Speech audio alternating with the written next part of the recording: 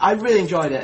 Neville really did evolve as a character in Order of the Phoenix. He started off as Neville's always been, very shy and vulnerable character, and then he joined Dumbledore's army, and he had something to focus on and something to put all his energy in. And with help from Harry as a very fantastic leader, he started to grow in confidence enormously. And he explained about his parents that sort of been with him for years, and it's made him what he is. And it was sort of a burden off his chest, really. And I really loved doing that whole dramatic side of it and that very seriousness that, like you say.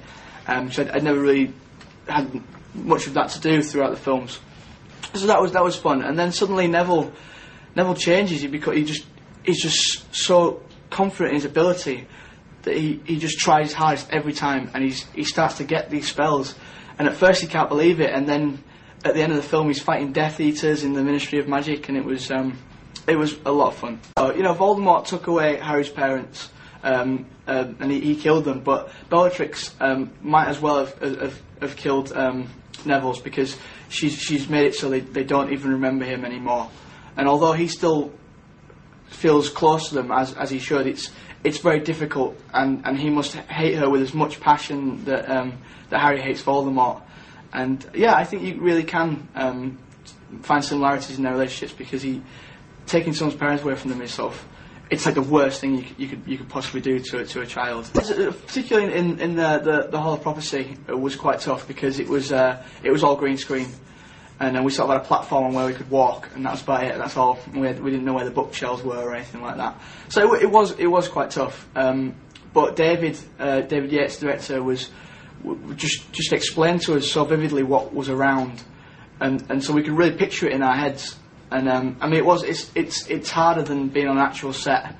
So you have to concentrate a lot more. But we had sort of the soundtrack playing in the background, so we had sort of the mysteriousness of it, and it's in a big massive airplane hangar as well, so it's quite creepy as it is, so that wasn't too hard to convey. Brilliant. I mean, the extras on it are just, I couldn't believe it. I was looking at them last night, and there's that editing where you can edit your own scene. I thought it was a brilliant idea, because it's not easy to do. I tried it last night, and I was really rubbish at it, but it's great, because a lot of people don't really appreciate how hard it can be, and how important it is to a scene, the editing. So I quite enjoy it. I would still pick Neville, because I can't imagine playing anyone else. I really can't. It's just been great. It's so much fun to play him, because he does so much different things. He can be that comedic side, and then he can be very vulnerable, and he also has the dramatic side with his parents and Bellatrix, and this action that he got to do last year, and the leadership qualities he shows in number 7. It's just I've had so much to do as an actor. It's such a challenge. I've loved it, and I'm sure I'll continue to love it for the next few years.